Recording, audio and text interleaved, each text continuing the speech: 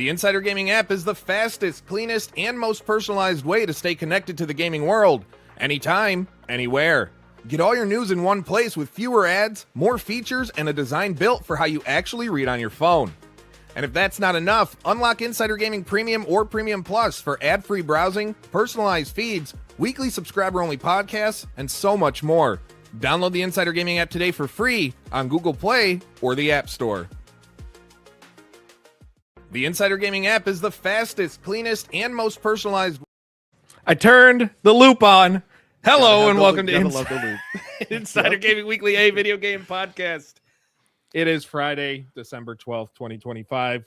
We are firmly into December. The holidays season is starting to hit a crescendo, and the gaming world is on fire. It's Mike Straw, Tom Henderson, A to the P, Albert Perkins, Grant Taylor Hill. We have a lot. This is a packed show. A lot to talk about. So let's get the pleasantries out of the way on Insider Gaming Weekly. Brought to you by the Insider Gaming app. Download it for free today, iOS and Android. How you feeling, guys? Oh, man. It's a Friday. Yeah, how you doing, Tom? I'll let you go first, man. I was just going to say, I'm quite tired, actually. Like, obviously, last night for us UK folk was pretty brutal. The Game Awards finished. Did it finish at 4 a.m. or half 4? I think it was 4. Yeah, but just gone 4. Yeah. So, yeah, late night. I want to say early morning, but that's a lie. I got up quite late at like 11:30. But yeah, I'm still feeling it, man. Like, pretty tired. Yeah, man, it's a long show, right? I mean, it's like 3 hours long. I mean, 3.5 when you count 3.5, yeah. was it? Yeah, that's right. The pre-show. Yeah. So, you know, I don't know, man. I feel like it's a great show, but I feel like they need to find a way to reduce it. You know, I mean, it's just like, oh my God. We'll talk about that. Not going to happen. Make it longer. Make it longer. Make it longer. Grant, how you feeling? I know you were exhausted. No, I wasn't that bad. I mean, it got to I don't know. You could have fooled me by the Discord chat. Yeah, I mean, because I was up at like 5:30 the day before, and then so almost 24 hours. But like, I don't know, man. I didn't laze in for as long as Tom. I was up at 10 a.m. So yeah. But no, I mean, I think like when we do what we do when the shows are on, it's like all hands on deck, and we're fine, and then it ends, and you just hit with this wave, you know. But it's okay. We regain, man. Yeah, and what a show it was. I started capping trailers in a different way last night that had me bouncing around like that. That was the most stressed out I've ever been covering an award show or a showcase of any kind, in trying to make sure, because if my mouse moved ever so slightly, it would pop up an overlay on the screen, and I'd have to backtrack and start over again to try and get the trailers up on the trailers channel. But the team, if you haven't seen it, full coverage of every big story over at insidergaming.com in the Insider Gaming app. Every big thing you can check out and recap. We even have rundowns of all the winners, all the announcements, and we're going to get into that in a minute. But we're going to start this week overall with everybody's favorite thing. It's the reason everybody's tuned in right now, is to find out quickly what you're playing, what you've been into. AP, we're going to start with you. All right, man. I've been keeping it pretty chill this week because I've had a pretty stressful week at work.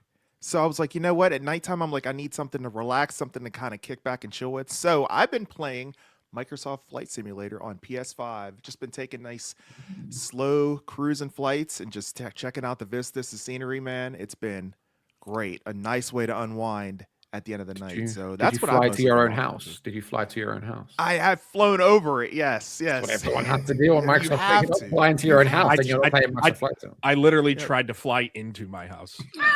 And you're sitting there like, there's a local airport. There's a local airport, not across the street from me, but literally a 2-minute drive, if that.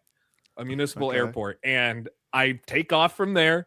And I turn and I'm like, can I do it? Nope.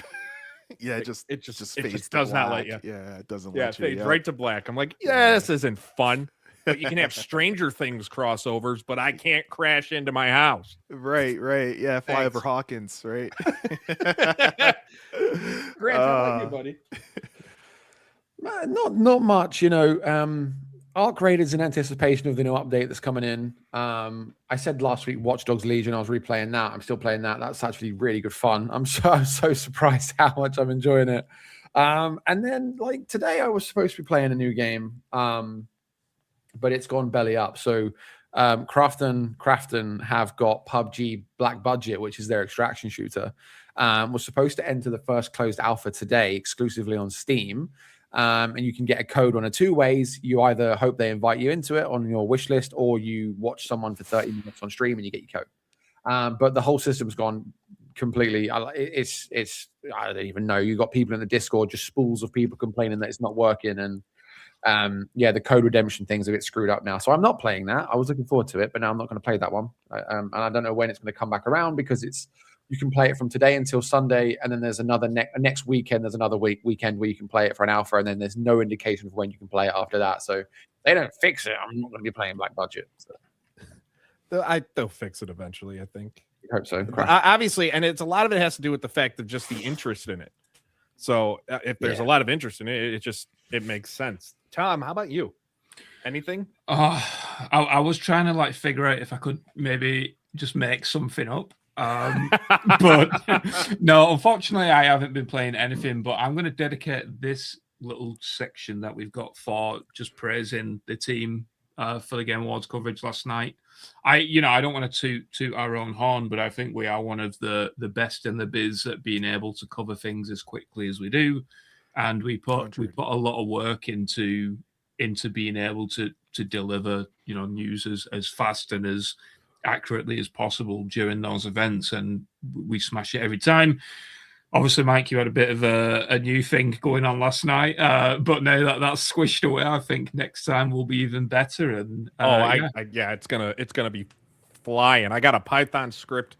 I've already had one to upload trailers from a folder, but I got one that the second it senses a file in the folder, it triggers. So rather than have to manually trigger it, so it's ready to go. For me, I was telling Tom before we went on the air, I've been playing a lot of Megabonk finally dove into it this past week, and I'm hooked. Vampire Survivors is a game I absolutely love. I can't get enough of. And to have this 3D version, basically, of Vampire Survivors with some really cheesy, cringy names of things, of characters and phrases, it's enough weirdness that it doesn't border out or without getting too much where you're like, all right, that's kind of obnoxious. But it's just such a fun game. And there's so many unlockables. And me and the friends I regularly talk to, they have a friends leaderboard on that game. And that is the argument we have constantly, is who is at the top. I'm in last. And and I'm okay with being in last because some of these guys play it for have played it 4 or 5 hours a day since it launched, and I'm just like, there's no shot. So, but Megabonk has been it. Been playing the embargo lifted today. Been playing John Carpenter's Toxic Commando. That game is ready to go, in my opinion, from a gameplay standpoint. It looks beautiful. It plays fun. It's definitely a game that's better with more than people. Just yourself. You could play it 1 or up to 3 with up to 3 friends. A 4-person game. When you're playing by yourself, the AI is really stupid. But I feel like any game like that, the AI, they do some things, but then they do a lot where you're questioning them. If you're playing with at least one other person, that game is so much fun. And I'm so excited for the release of that next year.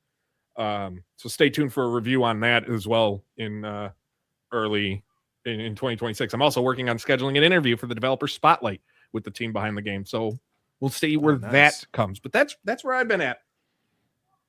But now we have to move into news of the week. Before we do, a reminder, leave a like, subscribe to the channel. If you want to guarantee your questions get read on the air, consider leaving a super chat. And, of course, download the Insider Gaming app. Absolutely free on iOS or Android. But we do have Premium and Premium Plus memberships that get you ad-free browsing, customizable feeds, custom push notifications, exclusive podcasts like the Insider Access after show of this show, and exclusive first run access to shows like Party Chat and Straw and Order and Access Granted. Straw and Order is finally coming next week, and I can't wait for that one. Don't forget Lords After Dark as well, Mike. Probably, Lords After Dark, yeah. Well, yeah, I was talking about the ones you were getting for free. Oh, okay, yeah. The but ones honestly, you get late, the ones everybody gets. But yeah, Lords After Dark is our first partnership. Every Tuesday, the Iron Lords tackle some sort of subject, and they have a blast doing it. Yeah, it's probably one of the funniest podcasts. I obviously it's the meme where Obama's putting the medal around Obama. Yeah, yeah. It's kind of like that where I'm praising our own stuff. But the Iron Lords, I've loved them for years. They are genuinely the funniest people ever, and in this kind of new unfiltered format where they can swear and all that kind of stuff, it's just even funnier, and they're having a brilliant time, and they're getting into it a lot more now. Obviously, the first one or the first couple are usually a little bit all over the shop because you're trying to flow into it and stuff like that. But now we're entering episode 3, and I don't know, they're genuinely one of the funniest groups of people that I've ever met, and even on an individual basis, right? They are hilarious and some of the best people in our community. So definitely check those out. And with that, we move to topic number 1, and we're going to get this one out of the way. Call of Duty is back in the news, and it's not for anything good. It's for a message they put out earlier this week announcing that they understand the game did not meet fans' expectations of it. Shocked. Color me shocked. And then they announced that they'll no longer do back-to-back releases of the same sub-series. So no more Modern Warfare's back-to-back, no more Black Ops back-to-back or anything like that, in a decision that everybody went, sure, that's fine, but what are you going to do to actually change Call of Duty? And that's kind of where I was left. Sure, the game won't be the same or the name won't be the same, but all of these words that they constantly keep doing just, to me, are blank until you actually see the tangible change. Because it's clear people just aren't interested. Whatever they want to say, for them to publicly admit the game failed to meet player expectations says to me they realized they screwed up. Yeah, it's one of those weird ones for me, because I think that they did say something along the lines we are going to announce some of these changes at a later date. We're not going to announce them today, but we will do it at a later date, which is just kind of like a nothing burger, right? I think one of the biggest problems for me, and I think probably one of the biggest problems that Call of Duty is facing now, is that you can change the game, the era or whatever, as much as you want. But I think with this kind of new pipeline that they've got, where everything is the same engine and all that kind of stuff, it's still gonna be still gonna feel like Call of Duty. And we said it time and time again. I think the best course of action for Call of Duty now is biannual releases, but I don't know. I think Modern Warfare 4 is going to release next year, and we're going to get similar messaging this time next year, saying like we need to completely reinvent the wheel or something along those lines. But that's kind of where I'm at with it all, to be honest.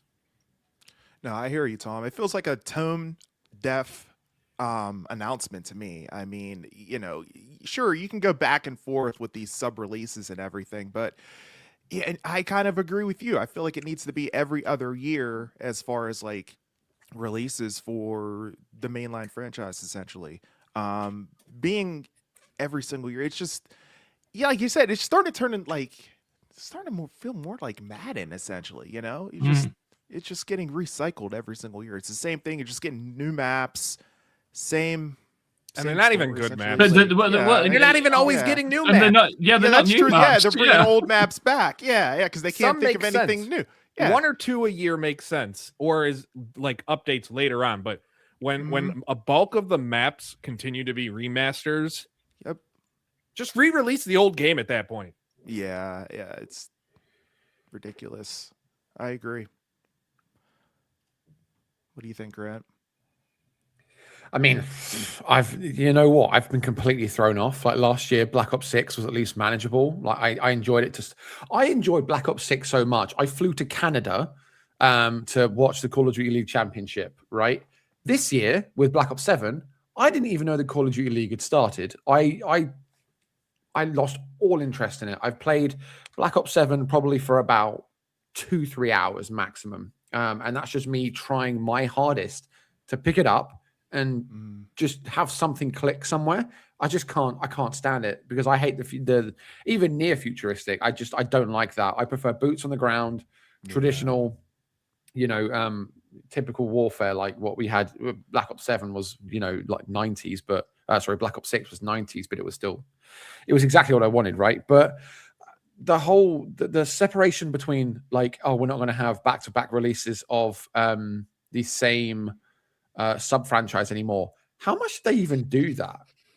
Because isn't that only a recent thing? That's what I was thinking. I was thinking when they came out with the news and they said that, I was like, they're acting like they've done that consistently for the last 2 decades. Like it's not. Right. Yeah, I think that's what I mean. I know, it's like a tone deaf announcement, right? Well, I think there was some confusion about the announcement because a lot of people thought that it meant that it wouldn't be like Modern Warfare, Black Ops, something else instead of Modern Warfare.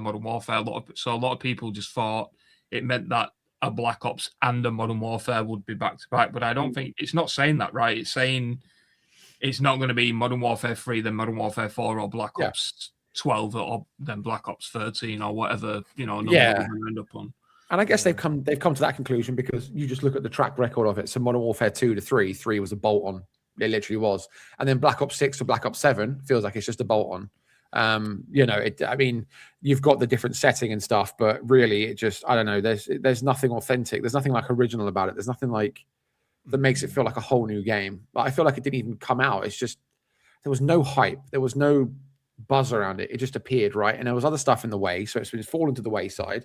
And the pros were complaining about it. And exactly, marketing wasn't anywhere. COD Next had no buzz around it. Because they knew the game sucked. Yeah, man. But to me, they knew the game wasn't going to be good. So why put? Well, they shouldn't have released it then. Yeah, I mean, I think they had 16 months to do it. I think,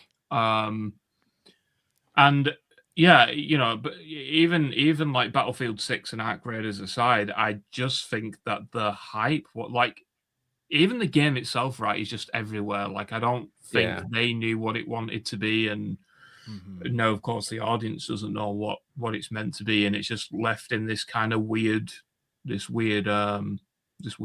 kind of gray area where it just doesn't do anything for everyone. So but I just think the stock of gaming is accelerated this year, and we've had some absolute banger titles in 2025 especially, and I think people are just, it's like you say, like COD fatigue, right?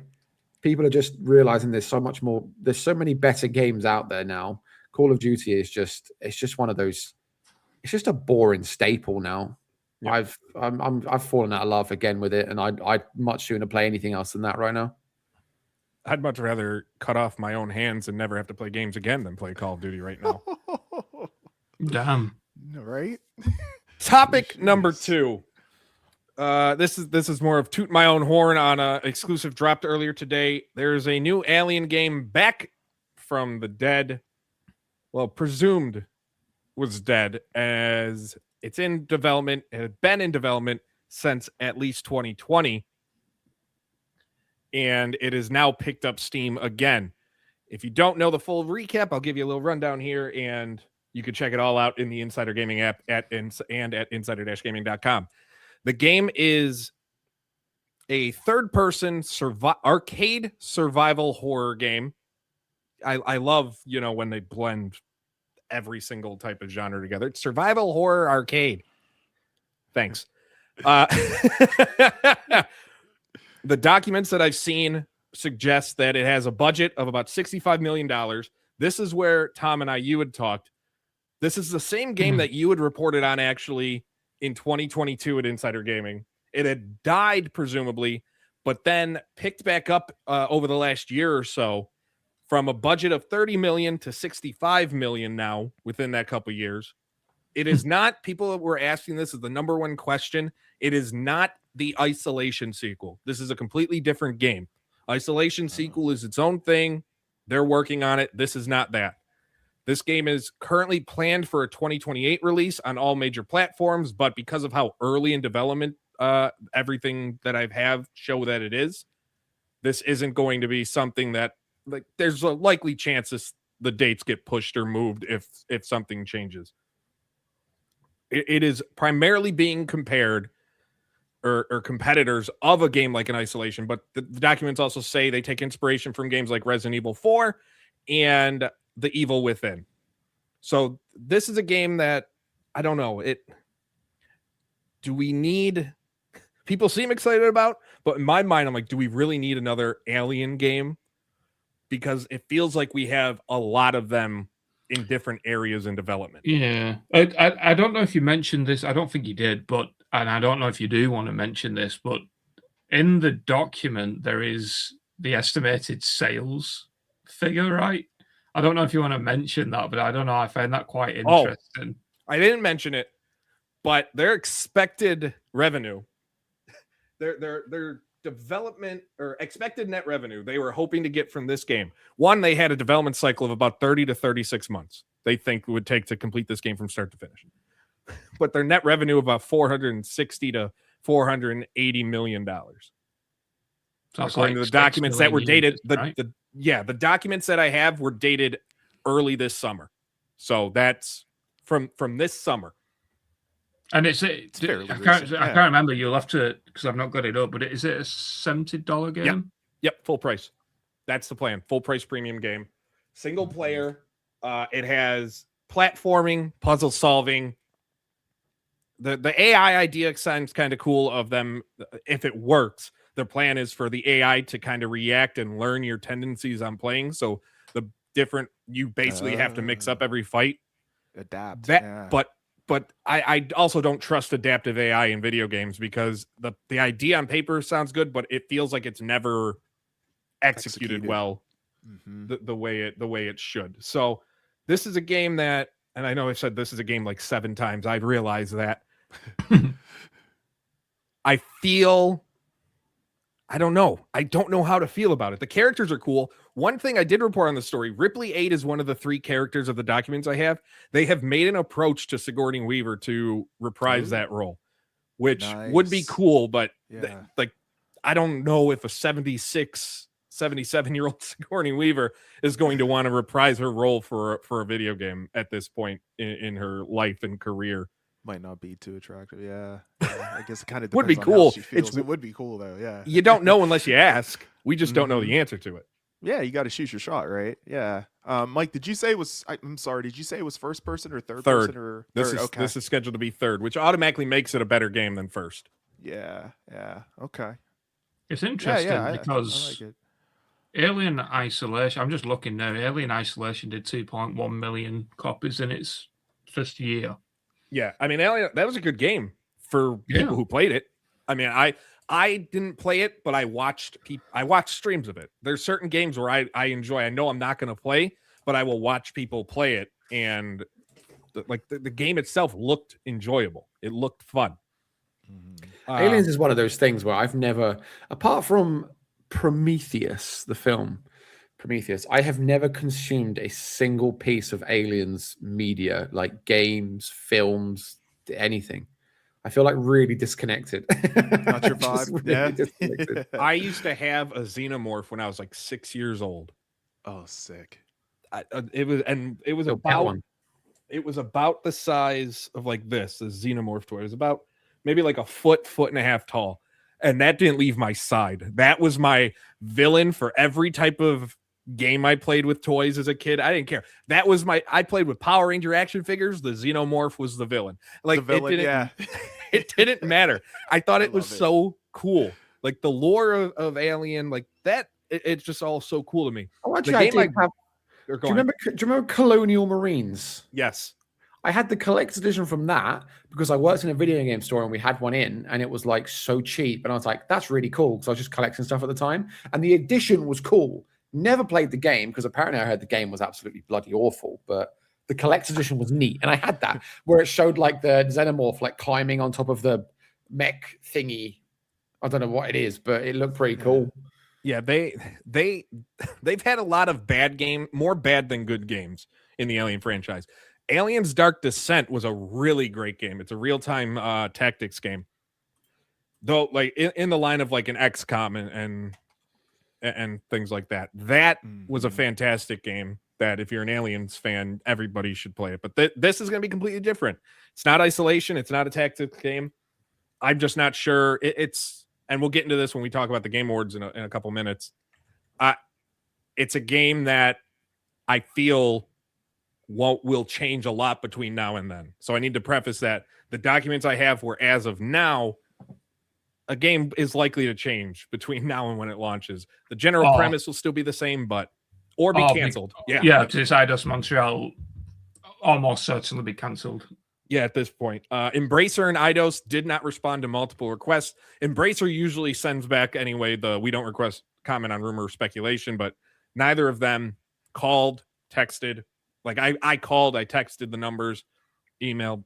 None of them wanted to comment on the story, and it is what it is. We'll see what happens if I get anything from that. Because that's usually what happens. A story breaks, and then they come out of the woodwork going, hey, why'd you do this? So, all right. Before we get into the Game Awards, because I know there's a lot of people here about this. One game that wasn't there, and for some reason people thought might, which it's never been their MO. Well, I guess a few, right? Like, obviously, you're the one that you're going to discuss, and then Ubisoft. But yeah, go ahead. Yeah.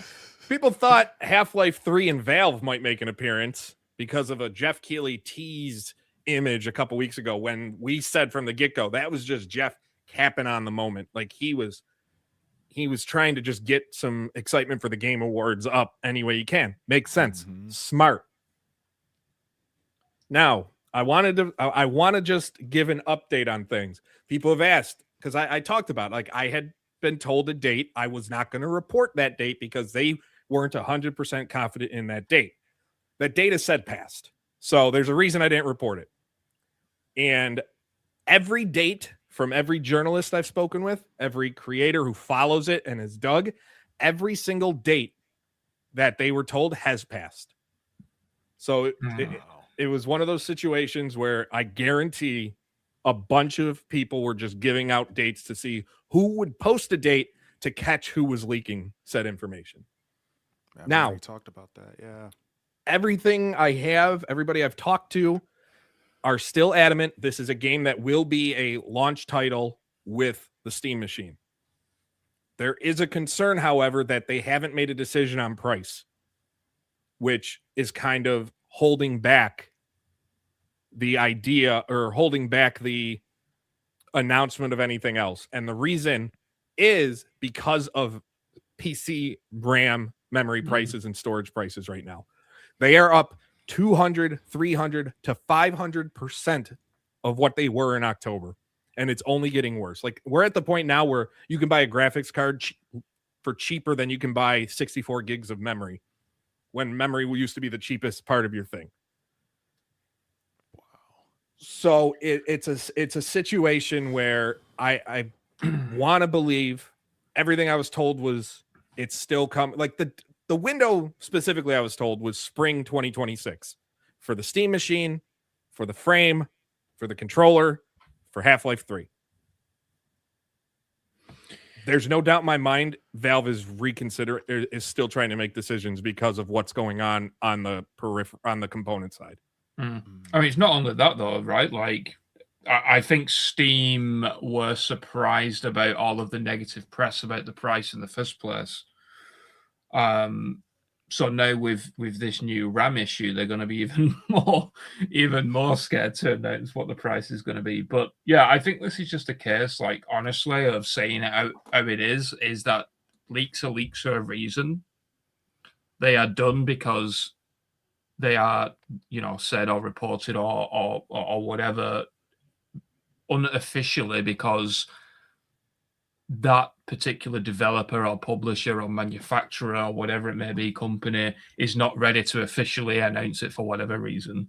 So unfortunately, I think this is just a simple case of they wasn't ready, and shit. The game's real. Like at the end of the day, the game is real. Like there's no denying it. It's just when and not if at this point. Like all the signs pointed to it being announced sometime in December. Then everything hit the fan. And I think it was a case of that concern. So we'll see. Like I'm also like I go to the Steam machine. I'm wondering, like, it was supposed to be Q1, like by the end of Q1 2026 is what the plan was. I'm starting to wonder if that hardware is going to be pushed out. Yeah, I mean, if they delay it, right, there's no point announcing Half-Life 3 if it's attached to it in any way. So, probably best just keep it under wraps. Yeah, I mean, at least until the temperature kind of drops. But I mean, who knows when that'll be? I mean, that might be a little bit, but at this point, probably best to just kind of save the announcement until they make a decision on that. Yeah. Though I can tell you that the person and the people who I've spoke with about this game, they're not these run-of-the-mill sources that haven't gotten me information before. They're the same sources that have given me details on Madden. They're the same sources that have given me a couple of them are the same sources that gave me details on the Lord of the Rings game that's in development that I report on. So these aren't like random, like one-off people. It's just the information, and they're still adamant that the game is coming in the spring. But the date they told me, there was a reason why they said don't report it, and I didn't write a story on it because there just was not enough on the date itself to run a story. Because the second it goes up on insidergaming.com, it's an official report, and I could not officially report that. I didn't feel comfortable officially report that, but I do like to. I like to be transparent in the scuttlebutt and what's being said around the industry. Like that's, and people are into that type of stuff. Yeah. And in other news, Ubisoft obviously didn't announce Prince of Persia, and I think the biggest one though is like everyone was expecting Black Flag Resyncs, right? Because of the trademark that came out a few days before, which I think and the ESRB, the rating. It even caused them to like completely shut down the website, right? Or unless that was just a traffic issue on I think it was a traffic issue. Yeah. And then I think it was yesterday morning, like Europe time, Assassin's Creed changed their logo on the Assassin's Creed YouTube channel and did some weird things there. So it was all kind of like leading to the Game Awards announcement. And then it just didn't come.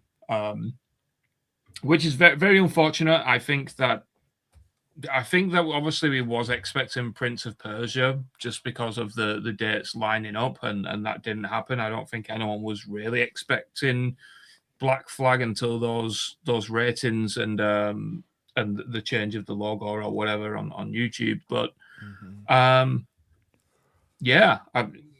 I mean, if it was Ubisoft, right, you'd be familiar with the rumors going around. So changing the logo was a little bit silly, in my opinion. But Yeah. who knows? Like, I don't know. Like, maybe Prince of Persia is gonna be Xbox developer direct shadow drop or something like that, because I think for the past 2 years they've done a shadow drop or some kind of surprise announcement in the January one, and now we've just kind of got confirmation yesterday that they are going to be doing another one next month. So that kind of all aligns pretty nicely if they do it right, and then Black Flag should follow like pretty much immediately after. So yeah, we'll just have to wait and see. And we'll talk about that developer direct later on, probably during the post show, or I don't know what we're doing with the format at the end of this show, because I have an idea that I'll drop depending on the time. But we do need to talk about the Game Awards and everything like that. Man, that was a weird show.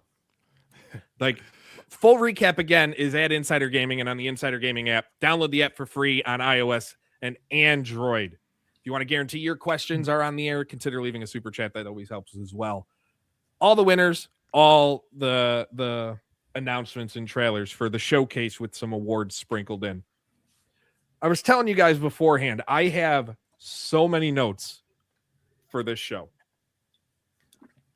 My biggest complaint were the awards itself. The placement of them, the rush. Like, the first thing that stood out to me is they put best independent game on the pre-show and just kind of rushed through it.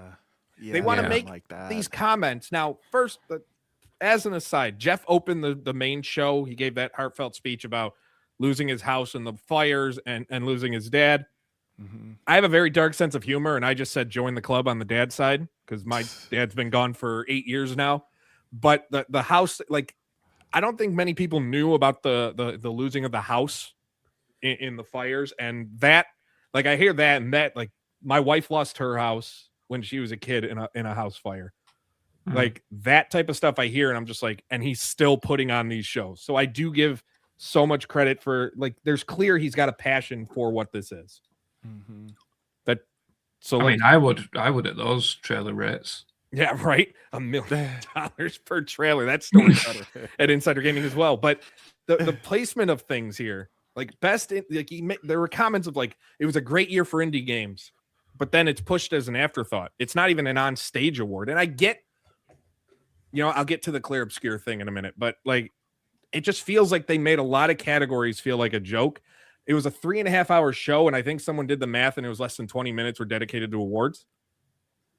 Yeah, I mean, but let's be honest. Like, I think this is the issue that Jeff Keighley's run into now, is that the Game Awards isn't a Game Awards show. It just isn't. It's a trailer show.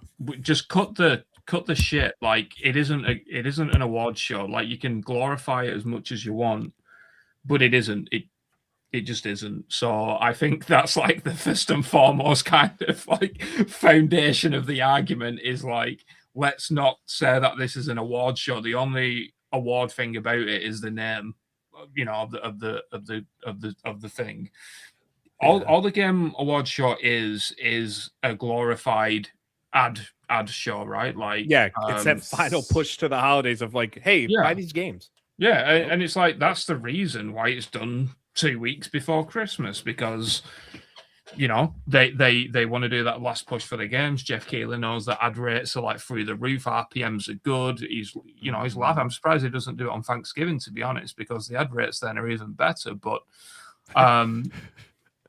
it isn't an award show, and I think we see this pretty much every single year. Like before the Game Awards, is we always get a statement from Jeff Keighley of, we've really tried this year to make it as balanced as possible and all that kind of stuff. And then you've got Miss Piggy and some puppet dog singing absolute bullshit at 3 a.m. Legend. For 3 hours. Don't hate on Ralph. Come on. Yeah. Miss Piggy. Wow. Someone clip that, please. But the issue is, right, like, you just quoted that 20-minute 20-minute section for the awards. I don't know if that's true or not, or whatever. But if you're then looking at, you know, Miss Piggy and Raoul or whatever he's called, Rolf. Ralph. Raoul. And I will not stand here for Muppet slander. Okay. Right. Well, just listen to the argument. But if they're taking up 4.5 to 5 minutes doing all these weird, cringy sketches that make no sense. By the way, Miss Piggy and Growl or whatever it's called make perfect gaming ambassadors, right? I don't know. We did get a little bit of the personal side with Jeff and Miss Piggy, though. There's I saw that clip. Yeah, that was hilarious. Kermit the Frog is really mad at hearing about this. But if they're taking up like 5 minutes of total time and the actual game awards is 20 minutes, that's not balanced, right? It's just, I don't know, like it's a bit of a head scratcher. I think Jeff Keighley's kind of like backed himself into a corner, and you know the Game Awards isn't going to go away, right? Like it's going to happen every single year because it makes so much money. Yeah. No, and I'm waiting to find out it was Amazon the most. Now, like. Yeah, I'm waiting to find out it was the most viewed of all time because at one point I'm watching YouTube and there was almost 2 million people watching it on there alone. Wow. Yeah, I mean it's done absolute numbers, right? But I don't know. He's kind of got himself in a bit of a sticky spot. I think, you know, quite a few things need changing, to be honest. The pacing and all that kind of stuff. Overall, I think it was a good show, but I don't know if it was the tiredness talking or whatever, but the last hour was kind of a bit meh, which I guess we'll get into. It did not. Yeah. I mean, I think as well, the award stuff, having any awards given out in the pre-show is always going to be a kick in the teeth for whichever categories are presented. Like, I made a comment, didn't I, about all of the esports stuff being filtered in through to the into the pre-show, and they rattled through that. Yeah, exactly, just as quick as you could do, right? And I would feel so miserable if I was one of these developers, even especially the indie ones as well. The indie ones, you know, if you made your way to LA and your card came up in the pre-show and you didn't get your award, and you're like, well, what now? I just got to sit here for the rest of the show and stew, you know. On the esports side, that was an issue. Yeah, the esports side, like the esports and the creator, like I get you want like to be inclusive with everything, but to me, what was the point of them? No one's ever there. They're treated as throwaways. No one really gives a damn. I mean, if you watch, there was a clip of Moist Critical who won the Creator of the Year award, and his response, he just said, "Please God, quote, please God, anybody but me." And then after it was announced, he was silent for like 20 seconds and went, "Well, that's cool." And that was it. He couldn't care less. Like they're not there. They're not like people for esports. They're going to watch the esports awards. Like they don't care. Like you're not, if you're going to treat them like throwaways, not even have the team there to accept it and show like why these guys are the best at what they do. Yeah. Like, I mean, what is the point? People were talking as well about the, you know, because I was calling out the categories live as they were coming through. Like Chovy winning the esports player of the year instead of Zyru, but Counter-Strike and Vitality won the team and game. And it's just an imbalance because it should have been a clean sweep for Counter-Strike and Vitality throughout. But I know I'm basically like talking to a brick wall with you guys about esports, but it's just like, it just shows a bit of a disconnect. Like, I don't know, I'll be honest, I'll be transparent. I don't know how these, if it's all fan based for voting. I don't know how, because obviously I put my votes in. I don't know if that's entirely. Fans are only a small percentage of the. The only one that's 100% fan voted is the player's voice. Right. Oh, okay, yeah. So that's what I mean. So like, I don't know if they got some disconnect or something. They just went, that guy, he sounds good. Yeah, give the award to him. You know, but yeah. Well, just on that quick, like, I think this is a problem with the Game Awards in general, like, right, because. Just like how the players would have voted, like, yeah, you would have done Game of the Year. You would have probably been like, you know, you would have thought about that probably a bit more. And then you go down to Best Narration, and then you do that, and then Best Audio. And then you start to think, oh, it's kind of, you know, just like any survey, right? Where it's like these kind of boring questions that you're not really interested in. And then you start ticking random boxes. And that from my understanding is exactly how it is on the actual, you know, the the journalist side, when the journalists are actually putting the nominations in. It's just a Google sheet, and you've just got to work your way down. There's no actual thought or debate or anything like that. I think. I don't like can't remember a multiple name. choice thing. Like what? Well, Yeah. on that note, I this might be a little peel back to the curtain, so guys, don't get mad at me for this. But obviously, I was a judge for the Indie Game Awards, December 18th. We'll have full coverage of Insider Gaming, cheap plug. But when we voted on them, it was a website they sent, and it was a rank and file system. Like that's how they did the voting. Take these games. Here's information about them if you might not have played them, because there's no way everybody played every single game on the list. They did a good job of making sure we knew every little bit about the games.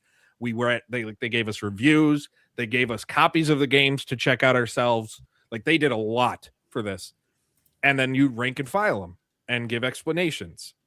And like that was, to me, was one of the best. Like I've been on these smaller things before.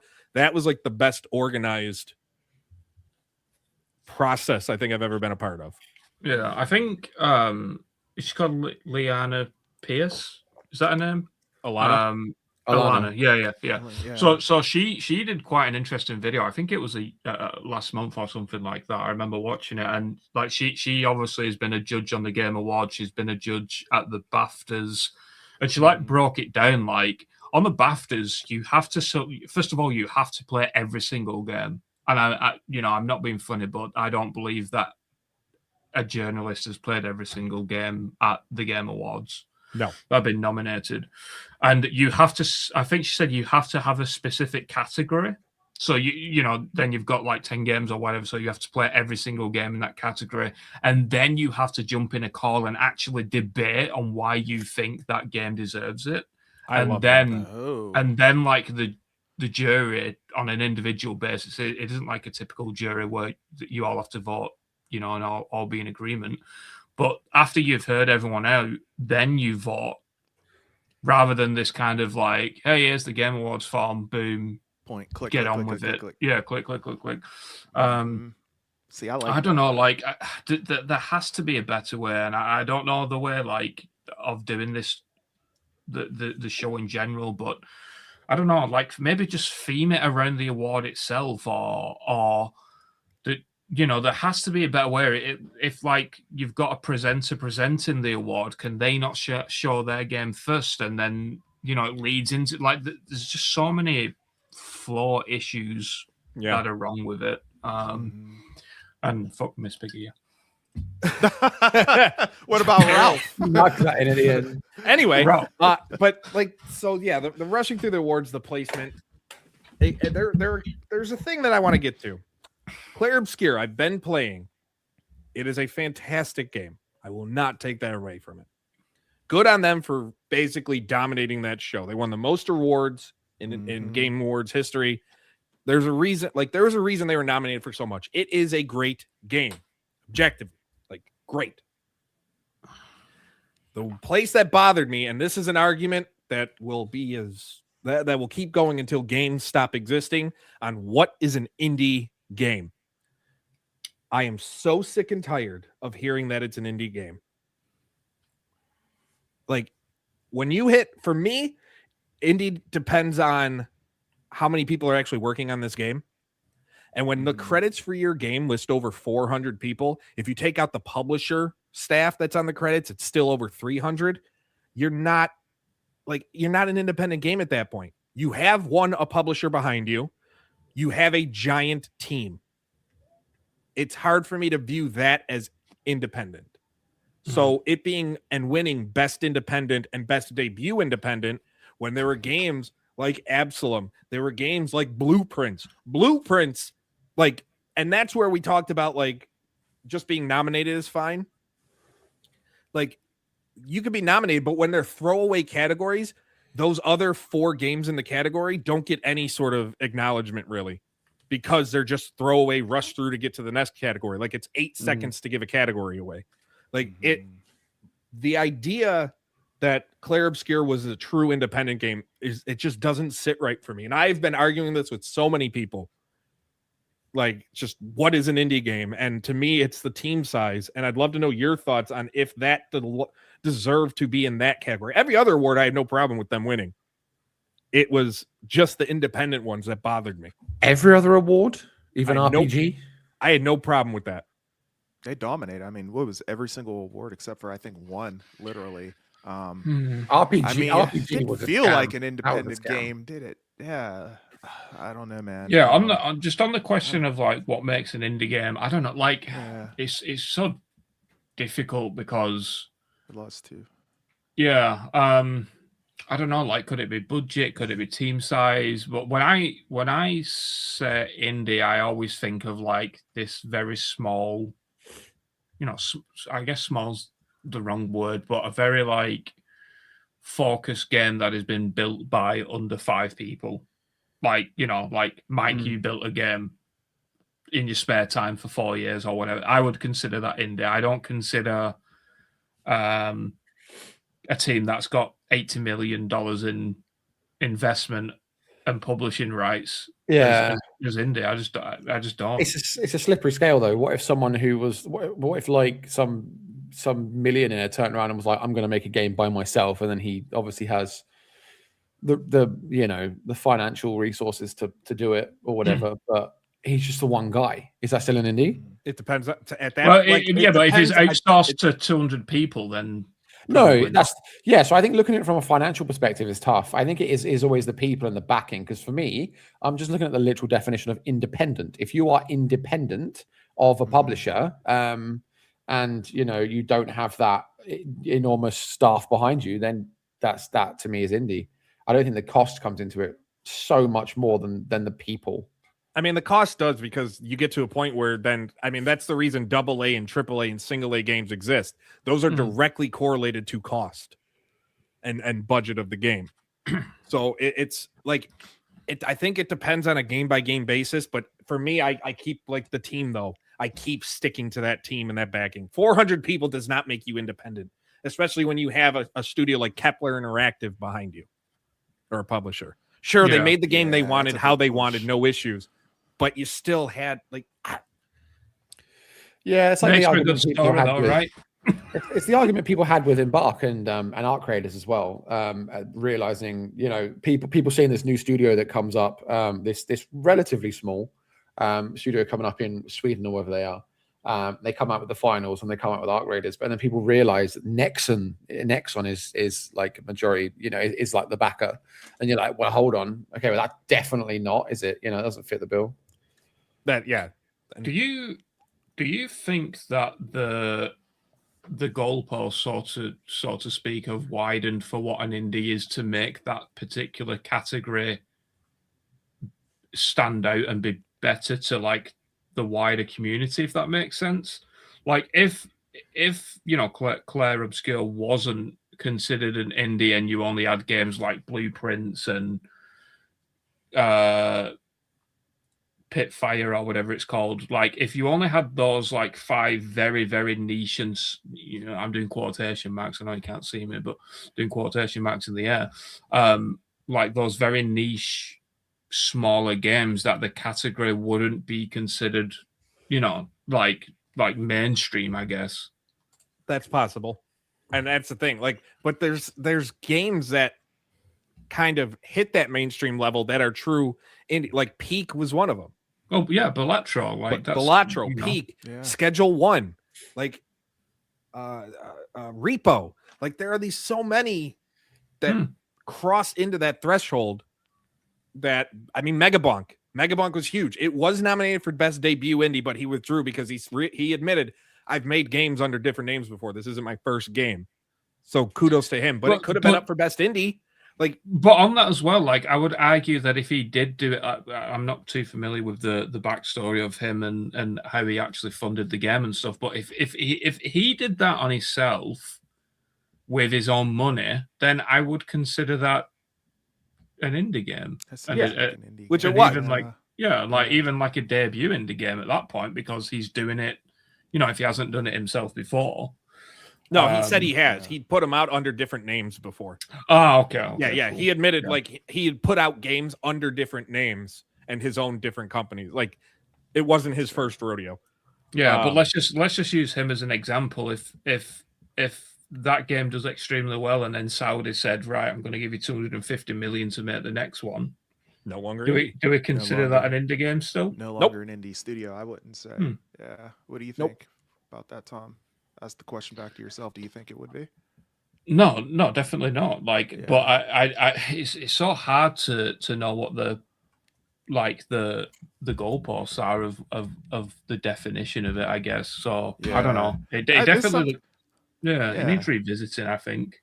Yeah, and it's something I talked about, I think, on the show a couple weeks ago. Like, I feel like the Game Awards would be a platform where you can kind of like define that, if you will. I mean, this is one of the biggest shows in the industry. You could just basically define, okay, so an indie game is defined by if X equals Y plus whatever, you know what I mean? Like you could basically set it up. You have the platform to do it here, but continue to have this conversation.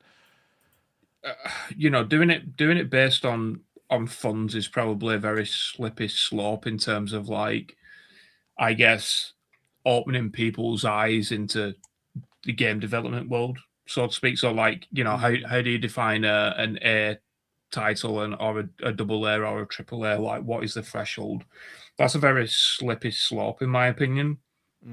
But that's fair. Yeah, I think, like, even Jeff Keighley, I can't remember if it was Opening Night Live, Summer Games Fest, or the Game Awards, but there was one show in particular where, like, he mentioned on 4 or 5 different occasions, like, oh, this game is made by a development studio. Summer Games Fest, he was happy with that this year. Yeah. So, like, I agree. I agree with AP. Like, you have that platform to kind of restructure and define what an indie is. And if it, we all just need to come together and kind of decide, I guess, like, is an indie, I would probably say, like, an indie game is under a dozen people or whatever. But yeah, we're going on a bit of a tangent. So, yeah, we still have a lot to get to, and usually we wrap it up now when we start recording Insider Access. We're going to do a bonus, and Insider Access is just a continuation because there's still so much we need to get to. Insider Access is this starting now. Hi, everybody. Welcome to Insider Access on the Insider Gaming app. Mike, Tom, Grant, AP, talking the Game Awards. We got so much still to do. Hello. It's all over the place. I like it. I don't care how you guys are doing. I already know. We're still going to the games themselves because we didn't even get to the games that were announced. Yeah. We'll talk about the games we have excited, but we're going to start with the one game we're going to talk about real quick. Star Wars Fate of the Old Republic. It is not a continuation or a sequel to Knights of the Old Republic. It takes inspiration from it. It was announced, and this is a game that is probably 4 to 5 years away, which we all have a problem with seeing. A cinematic for that from a studio just started this year. And I get why they announced it, because to use a big stage like that, it helps to get the hype surrounding it. It helps with hiring purposes. Like, that's a big reason. But at the end of the day, all it did, from what I've seen with the discourse, is it's a game. People think it's going to be sooner than what it is. And you're thinking maybe now mid of the next generation of consoles. And it has a lot of people frustrated. So right off the bat with Star Wars, I don't know if there's a fix. Can we stop having games announced on a stage this big that are 5 years away?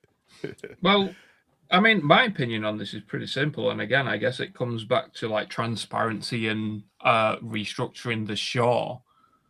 Why can't there be a segment where Keighley says something like, and now we have some, his usual spook of, like, kind of just saying X, Y, and Z, and then, like, I'm really excited, blah, blah, blah. But these games are, we're showing them off to show you the future of gaming, and they're currently in early development. Just be honest about it. Just do it that. Like, there's no need for this. I wouldn't say misleading, because that's definitely the wrong word, but like this pedestal of kind of showing it off to make the show in particular, like, make it better than what it is, so to speak, and then, like, the stuff comes out after it, which kind of, like, devalues the show quite a lot, in my opinion.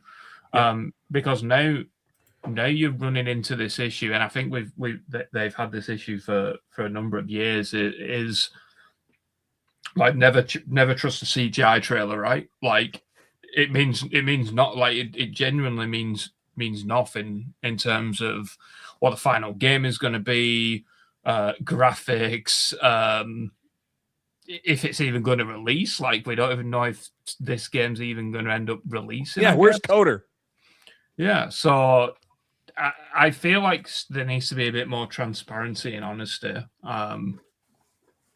with announcements like that. It doesn't even need to be Jeff Keighley saying it, but like just at least put it on the damn trailer like it's a very early development or conceptual or something like that. I don't know. Fizz Viper, thank you for the super chat. We will get to that when we get to other games that we got excited about, but I do see it and it is there. Thank you very much for the $5 super chat.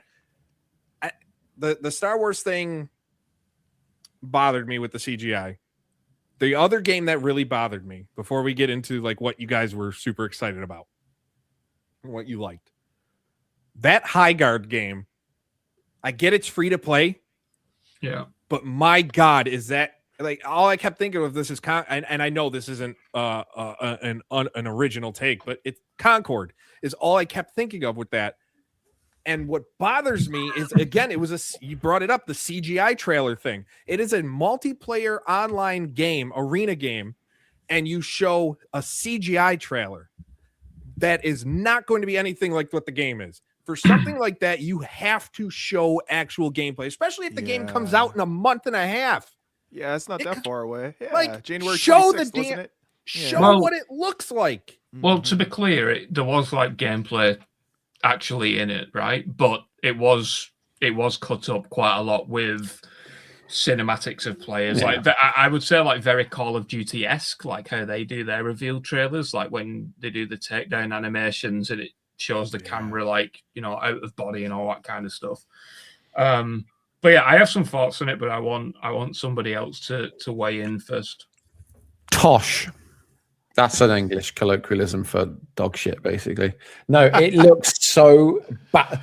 The fact that we were sharing the meme in Discord, the meme where it's like Jeff Keighley talks up a game and says, "Dude, my life will never be the same after this reveal and everything. It's going to be groundbreaking and whatnot." And then he shows it and it's like this weird cartoony thing. But he lived up to it and he did it. And he went through being like, "Oh, I promise you, this is a game that no one expected to be announced. They've worked in complete secrecy, and no one would want to leak that, man."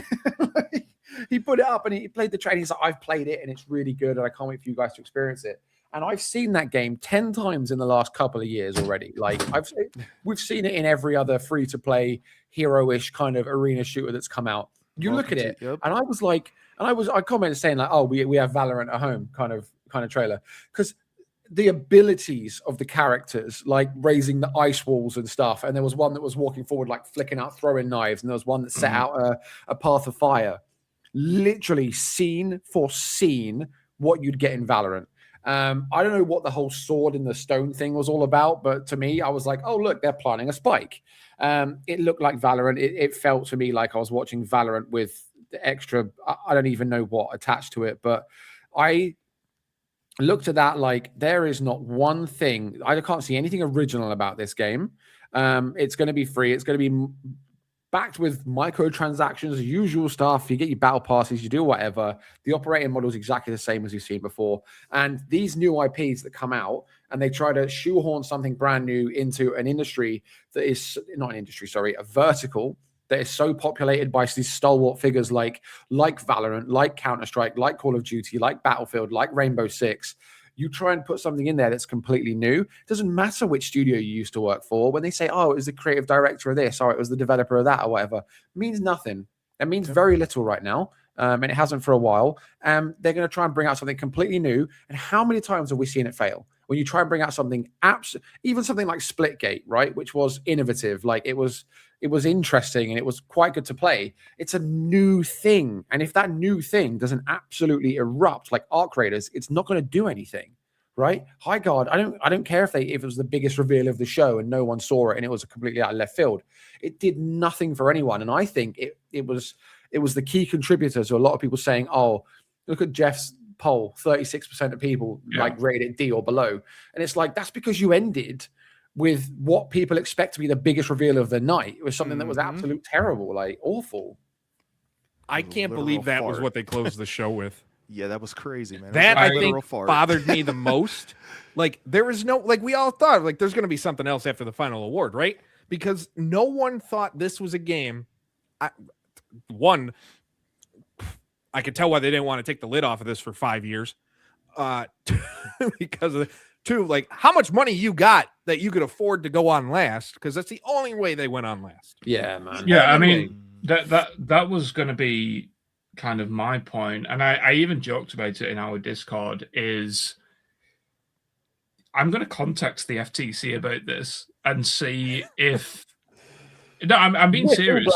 I'm being 100% genuine here, because influencers, content creators, you know, even websites and all that kind of stuff. If you get paid, you need to disclose it, and there is no like the issue with this Game Awards, and I guess like that particular game, is there was no kind of disclosure, right? Like, if you know, if we all saw that it was an ad, then it would be a little bit different, I think. But you can tell that they've just threw a couple of million at this, right? To get it on, have Jeff hype it up, have it on before Game of the Year, get the most amount of eyes on it. And I think that is quite a big problem, in my opinion. I don't know if that would necessarily be a thing, though, because like working in broadcasting and television, like there's obviously ad spots, ad revenue is crazy on television, right? And you don't see an advert come up for like dog food, and at the end of it, they're like, by the way, we paid to have this broadcast on the network. I don't know if that would be... it's specifically outside of the regular programming, right? Yeah. Like if you watch like, trying to think of a TV show like I'm a Celebrity, just because it's just finished. If you watch I'm a Celebrity, you know when the end screen comes on that you've then got 3 minutes of ads. Yeah. And you kind of do see that in the Game Awards, where like Amazon and Luna and all that kind of stuff pop up for like, you know, a minute. But you also know, like in the back of your head, you know, for people who are familiar with advertising and stuff, that probably the couple of games before that particular spot and the games a couple of minutes after that spot were also paid as well, right? But there's no disclosure that they've put that there for the sole reason of them actually paying for it. Yeah. And there is probably an argument to say that the gamer, like, you know, maybe Jeff has like backed himself into a corner again here. You know, I'm just thinking out loud, but he's probably backed himself in the corner of like, right, this is called the Game Awards.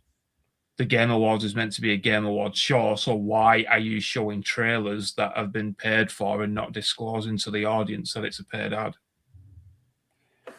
Yeah. I mean, I guess if we went literally with it and he was just like, here we go, we got this world, this is a world premiere. They paid X amount of money to have this brought to you today. No.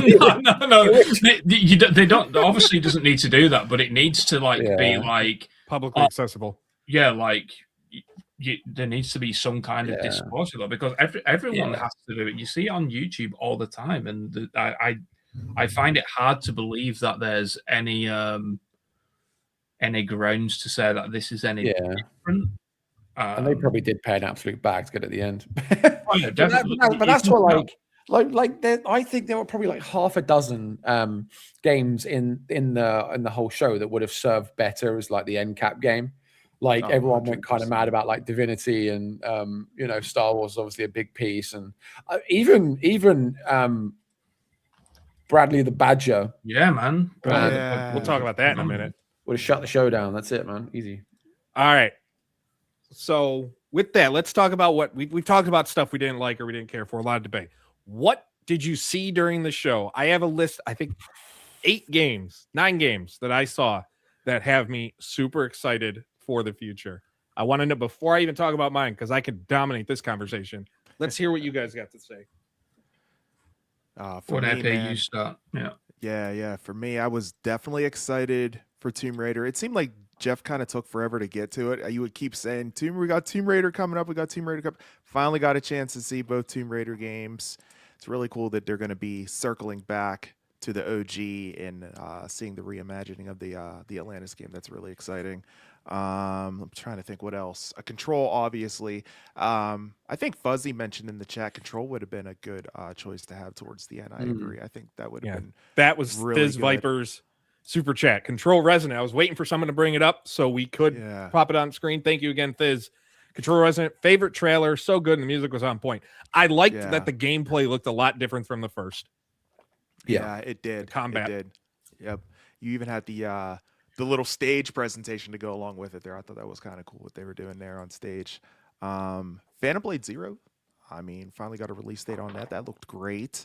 Didn't expect a Mega Man announcement at the Game Awards. That made me excited, but we're not going to see it for a while. And it looks great. It looks really polished. It's so early. I mean, it's not coming until 27. Yeah, go ahead, Mike. No, I'll wait. But okay. I got thoughts on the Mega Man thing. Okay. Laerte, thank you for the $5 super chat. Cheers to you. We appreciate it. Appreciate that. Yeah. We talked about Divinity from Loren. I mean, that's going to be phenomenal. Exodus looks really good. Kind of reminds me of a Mass Effect a little bit there with what they have going on with that. That looked great. Yeah, those are the ones that stuck out to me the most, I would say. Grant, what about you, buddy? There were a few, actually. Not enough smut for you, I know. No Stellar Blade, no smut. Yeah, it was very smut. Tomb Raider looks pretty good. Yeah, but that's tasteful. The closest you're gonna get. Tomb Raider was tasteful. Yeah. No, that was so. The Tomb Raiders are great. I've played all of them. You know that they'll be easy buys.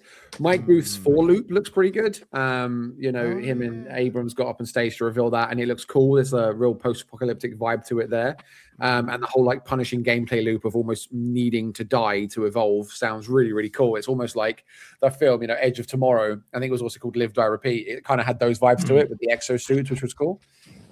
Resident Evil, Leon's now obviously confirmed is coming back. The what we saw looks great because it almost looks like a bit more of a grounded Resident Evil, which I like. I don't like it when they get too fantastical and too I know that's part of it, right? But I prefer a more grounded experience. That's why I think the whole duo thing's gonna be really cool. I don't care for Dungeons and Dragons, but the cinematic trailer they showed for Warlock looked really cool. I've never involved myself in anything Dungeons and Dragons, but I thought it at least looked nice, right? Even though it was just purely CGI. One that blew by, I think, everyone, because I didn't see anyone talking about this, and I didn't even realize what it was because I think I was writing something else up when they revealed it. Forest 3 completely blew everyone by. I didn't even realize. I think I saw it come up and I was like, Forest 3. What's Forest 1 and 2? And then I realized it's The Forest and Sons of the Forest. It's the 3rd game in the franchise. Yep. And I think everyone just didn't notice that because it looked so insanely different. And they kind of just threw it in. They did, because I saw it. I saw it on your Summon Up article, Mike. I actually saw it on your Summing Up article. And I was like, Forest 3. And I was like, what even is that? And then I looked up and I was like, End Night of just reveal, where did that even come from? And I love Sons of the Forest. I think it was a fantastic game. So I'm looking forward to that one as well. I think was there another one? There was one more. There is one more. I know what it is, but I'm going to wait. Two. One was the guy with the big dude that was beating everyone up. That kind of looked like Cyberpunk in a way. What was that one called? No Law. No Law. No Law looked good. And then I know Saros looked good. I like Rahul Kohli. I've watched him in stuff for years, so that looks pretty cool. I think that was it. You didn't say it. You didn't say it. Tankrat. Oh yes, yeah, that looked neat. Yeah. You said Arc Raiders with the cross with War Thunder or something. No, that looked pretty fun. That looked like an entertaining little, because it had the end of the worldy vibe, which I do. If a game has that apocalyptic setting, it's almost, I'm going to give it the time of day at least, and that looked pretty fun. But yeah, all right, Tom. What do you got before I get into my list? Yeah, I mean, I don't want to repeat what everyone else has said. I I feel like I've given Jeff Keighley quite a lot of crap this show, but I will give him the props on like the presentation of the event and the theatrics of best ever in my yeah, opinion. like it was phenomenal. Control. They had people on flying, stage. man. Yeah, man. He's like, spending that $1 million per 3 minutes. yes. Like all of that was great. So I do want to give him the props there. Yeah. Tankrat looks pretty interesting. I liked the look of it's a terrible name, but Gang of Dragon. Yeah. I thought that was like another Yakuza game at first, Tom. It looks like it. Yeah. So I'm looking forward to that. I quickly want to mention the Street Fighter movie bit. God, because, I can't. I called it. I knew we'd get it. Yeah, but Last I mean, week like on Insider Access. There was so much cocaine on that stage. Oh my God, dude, Andrew Schultz needs to go away forever. I find him so obnoxious, like so forced. Yeah, that was the shade at the Mortal Kombat cast. Oh yeah, that was like trolled everybody. Yeah, that was right? weird, man. Yeah. No, it's not. It makes sense because in the early 90s, it was you were Mortal Kombat, you were Street Fighter. There was no in between. Early 90s, I was a baby. So yeah, I mean, so was I. I was born in 90, but I've also by 5, I kind of figured it out. yeah, Like you were Mortal Kombat and you were Street Fighter. There was very little like intermingling. Like it was a fight between those, no pun intended. Like so it made sense. It was just delivered by the wrong person. Yeah. I think as well the Star Wars pod racing game looks pretty cool because that's made by like ex-Burnout developers. Yeah, That'll be dope. so I just hope that's not a $70 premium game. That Takedown's gonna be sick. Yeah. Mhm. And yeah, that's kind of pretty much it. I think Divinity was the best trailer in my opinion, even though it was a cinematic. I'd give props to Diablo though. Having Mephisto come up on the stage, that was crazy. Yeah, that looked good. I don't know, like it just looks really cool. Like, and it was so gory and like out there, and I was like, Fuzzy brought up in the chat. Wow. We talked about the smutless. He's like, "There's a whole sex scene in the Divinity trailer, you heathens." Which game was it? Came out with a trailer recently. Was it Hellraiser? Yeah, and it was literally like a porno. Like it was crazy. So, Divinity best trailer. Like usually, like Blizzard. I say this constantly, if the Warcraft movie would have just been like their cinematic department making the movie, it would have been such a great movie. Yeah. They killed it with Diablo. The Paladin class coming has me so damn stoked because it just breathes new fire into that one. Kind of, and yeah, the Divinity trailer, probably my favorite trailer of the night.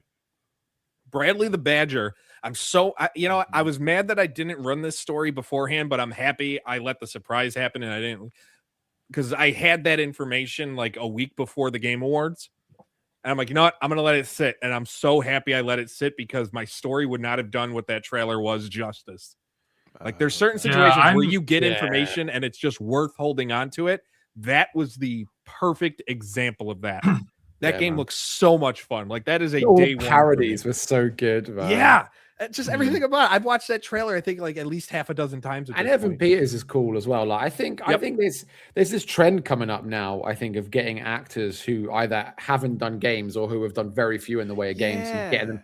Like Evan Peters, Mila Jovovich coming up on stage. David Harbour, I know he was in Lenny Kravitz. He was exactly. I know he was in Alone in the Dark, but David Harbour coming in for like Space Marine and that, or 40K or whatever it's called. But there's this like trend of just getting these big names in, like Aaron Paul coming in for Dispatch. Like there's just they're pulling in so many big names now. I don't know if it works. I don't know if it's the actors wanting to get into the games or the developers wanting to get the actors in. I don't know what the gaming industry makes more money than the movie industry right now. So it makes sense. Yeah, exactly. Yeah. So like the Warlock trailer, you brought that up. Yeah, it was CGI, but as someone who loves D&D and I keep my watermelon dice with me at all times because I never know when I have to roll for something, which I do when I'm making decisions or struggling in things.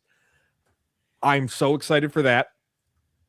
I want to, before I get into Mega Man, Order of the Sinking Star looks fantastic. The Witness, one of my favorite puzzle games ever. Braid, I absolutely love. So to get another game from the creator of those two games, my God, fantastic.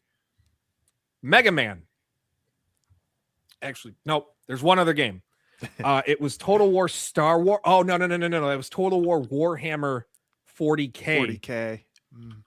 My cinematic, great, but then they showed what gameplay looks like, and I couldn't get more excited for this, and I want this today. Like, I am gonna, when that game comes out, I'm not reviewing anything else. I'm not playing anything else. My kids can get bent. Like, they can go, they don't have a dad. Like, I am so stoked for that game. Like, oh my God, give it to me now. Mega Man was super excited, and then it showed what it looked like. I lost it.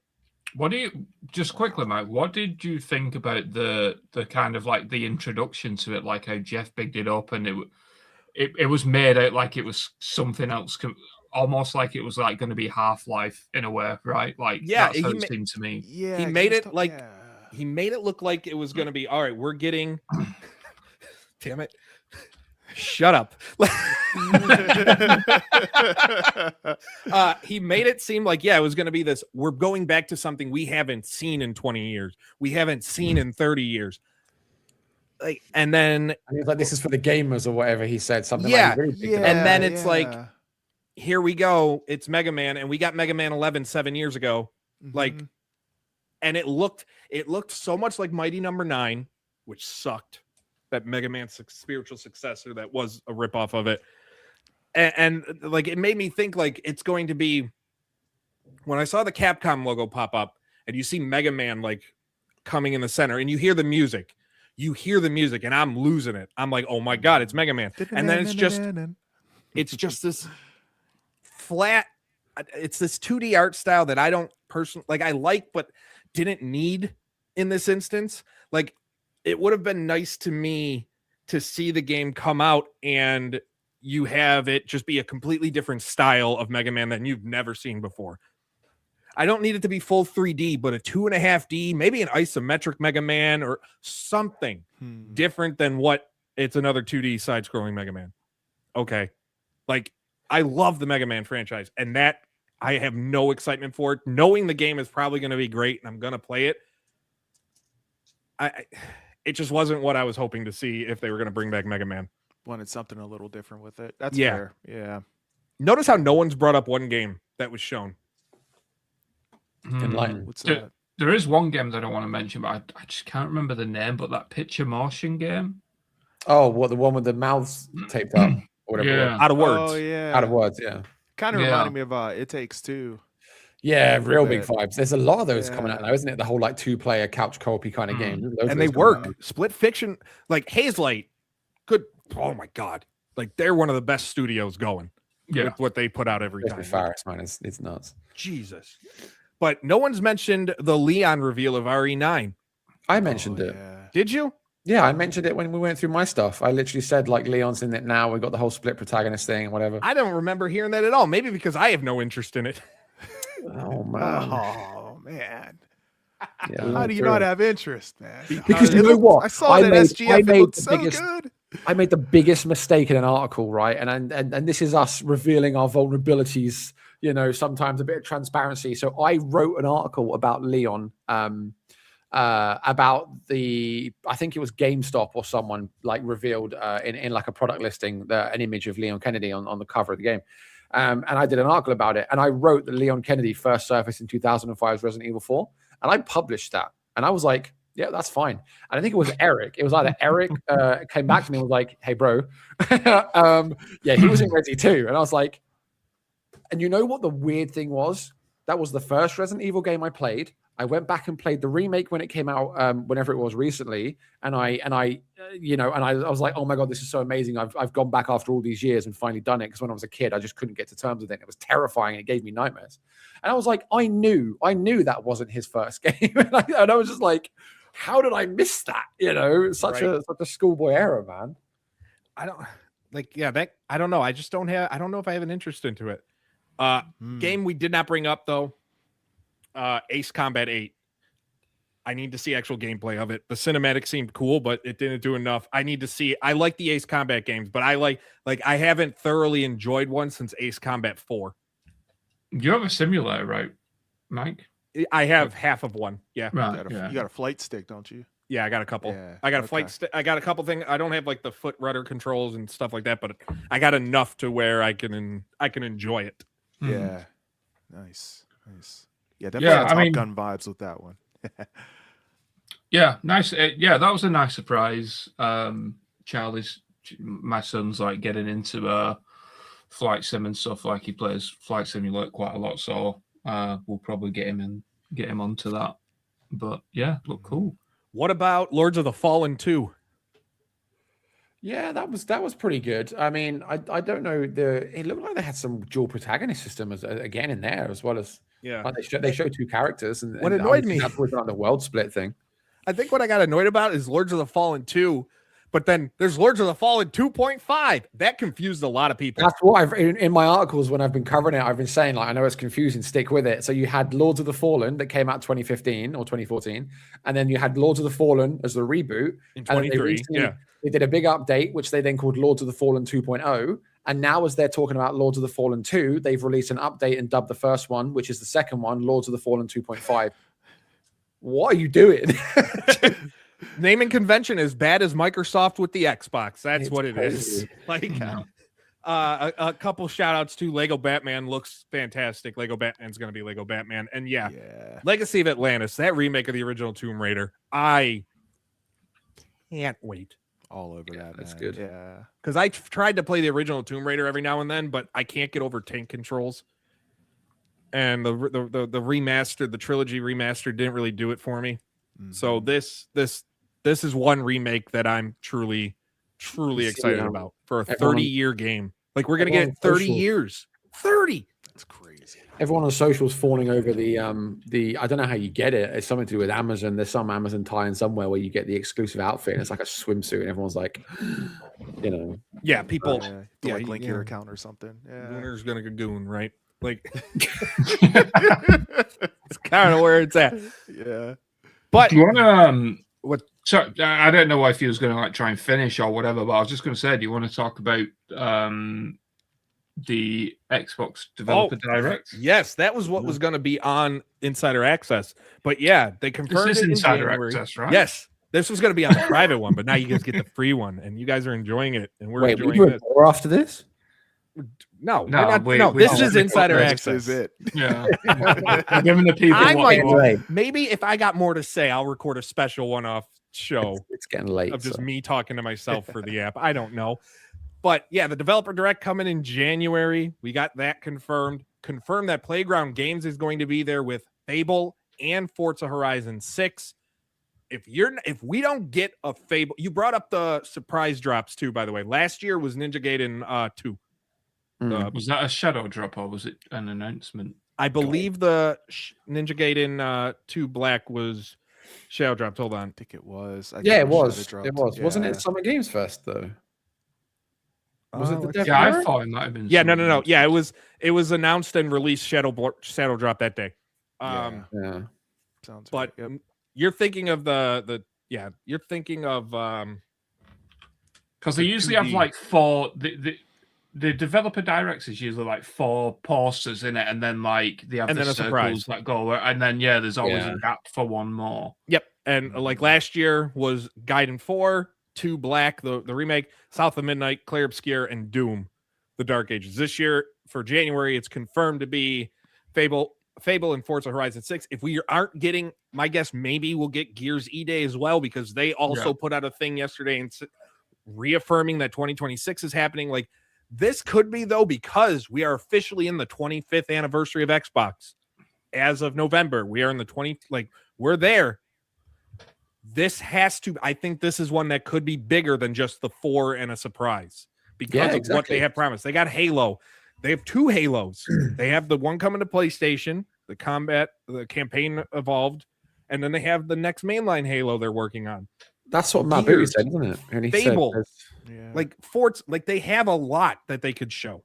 Matt Booty said there's too much for one show. That's what he said. Like next year you've got the something like the X anniversary of this, the X, like loads of studios and games have their anniversaries coming up. Obviously lumped on top of the 25th anniversary, and he was like, "There's too much to pack into one show." I want to. There are probably like two things that I really want to see that might be on there. One is State of Decay 3, because it's absolutely ludicrous how we've seen nothing about that for years now again. And the other thing is Bethesda. Show me something, man. Starfield expansion, Elder Scrolls 6, Fallout. Show me something. He turned around and Todd Howard, Uncle Todd, was at a show recently for all the Fallout premiere stuff. And he was like, oh, Fallout's probably the franchise that we're doing the most in right now. We've got a lot of projects cooking and whatever. It's like, well, show something, man. Come on. Because some stuff is just getting a bit like Starfield is just, it's so dead. I don't know how they're not ruin the day they even conceptualize the thing, because they were supposed to have their second expansion revealed this year. They've blown by the year. Twice they've come out this year and said, oh yeah, we're still working on it. We're going to announce it soon. Expect some more information soon or whatever. Nothing, not peep. It's bizarre at this point. It is bizarre. I mean, is there any point, right? Like, just bro, there's no point. It's been, you know what? We knew about Shattered Space. The first expansion was Shattered Space, and we knew about Shattered Space a year before the game came out. Yeah. And now it's been 3 or 4 years since that was revealed, and we don't even know what the second one looks like. It's so weird. And someone brought up in the chat, if Bethesda's not going to do Starfield, Fallout 3 remaster. If they don't, every time I it has to be announced in 2026 at this point, right? Like I had poker faces from Bill Lacoste and John Rush, who they're working primarily on Fallout 76. I caught up with them when we were in LA, and I was like, oh, so how about that Fallout 3 remaster? And they're the poker faces. They were stony. They were like, Fallout 3 remaster? What's that one? I've not heard of that one. And it's like, yeah. Yeah. So I remember talking to you about that. Yeah, man. That's it, man. Yeah, I don't know. Like, it has to be things. So if they're gonna do with the 5, right? They're gonna do 4 and the 5th surprise. Fable, to me, it's Fable, Forza. You brought up State of Decay, Gears E-Day, and that 5th has to be huge. I think that's the new Halo game. Like, those would be the 5 I would guess right now. This isn't reporting, by the way. This isn't me anything. Like, I think those would be the 5 they have to show. I think Fallout 3 will be the surprise. Yeah. And I don't think State of Decay 3 will be it. I think State of Decay 3 is a Summer Games Fest June probably kind of thing. Yeah. It'll probably be, my guess is Forza, Fable, Gears. Yeah. Because it's the perfect time as well, because the 2024 first season of the TV show comes out, Fallout grows exponentially. They release the Fallout 4 next gen update. They release a massive patch in Fallout 76. Millions of people come back to the franchise. What's happening next week? New season of Fallout's coming out. So they're going to want to capitalize again. They've just released the biggest update they ever have in Fallout 76. So it's like, what else are you going to do to keep the wheels turning in the Fallout universe? Oh, hey, here you go. Have a remaster of the game that basically introduced half the fan base to the franchise and is regarded as one of the best games ever made. Have a remaster of that. Agreed 100%. That's perfect. They could even lead in with it, kind of talk about, the season of Fallout and how good it's going and everything, and then lead right in and, oh yeah, by the way, here's Fallout 3. Yeah, exactly. But we're not finished yet. We've got one more thing, and you can play it right now. Oh yeah, there you go. There it is. Yeah. So I'm still gonna guess Halo. We're gonna do something. We're gonna have some sort of predictions by then, but it'll probably be, last year it was January 23rd, I think it was. This year, this year was January 23rd. Next year, my guess it'll still be that last week of January. So maybe January 22nd, they'll do it that same Thursday. But it's going to be interesting. They have a lot to do. And remember when Phil Spencer, real quick before we wrap up, said it was just going to be 4 games that were moving? We got 4 multi-party games or plat games. Yeah, that's out the window. Everything is multi-plat now. So whatever you see, I guarantee will make its way to PlayStation at some point or another. Mm-hmm. So, when's we already know Forza will be. When's Clockwork Revolution meant to be out? Or is it out? I don't. No, it's not out. No, it's not out. I don't know. I'm trying to I think Fable, Forza, and Gears are like a lock. And I reckon the surprise will probably be Fallout, but I don't know what the fourth game could be. You gotta. I just feel like for your first big showcase of the year, you have to have the game, the franchise that made you when you first launched. Like, I feel like it has to be. Like, Halo has to be there in some way, shape, or form in a big way.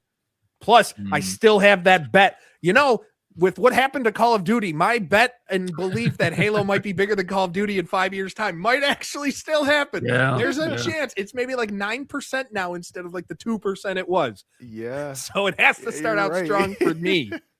I don't know. I feel like we're missing a big game. Maybe the sequel to Avowed. Maybe we do know Obsidian. Tim Kaine went back. Maybe we get whatever Obsidian's working on next. I mean, they've still got Grounded 2 and still in early access, but you know how they are. They just keep going. Yeah, I mean, Grant tried saying something, but his mic's muted, so we'll just have to ignore that. I said it's Outer Worlds 2 DLC. There's no way. It's got to be new games at least that are announced. Yeah, but that's I was just going to say maybe it's just bigger than what it has been previously, and I feel like it should. Yeah. Maybe or we'll be left disappointed. Or we'll be left disappointed because we're thinking it's going to be big and it won't be. But you know what is big? This episode of Insider Gaming Weekly and Insider Access combined. It's a mega show, but we do have to wrap it up. Thank you to everybody who's tuned in. You can follow us at Insider Gaming IG, Insider-Gaming on Blue Sky, Insider_Gaming on YouTube. Find us everywhere. Join the Discord in the link description below. Download the app also in the link in description. Leave us a rating on Spotify, Apple Podcasts, wherever you get your shows. For Tom, Grant, AP, I am Mike. Thank you for tuning in. Be kind to one another, and we will see you on the inside.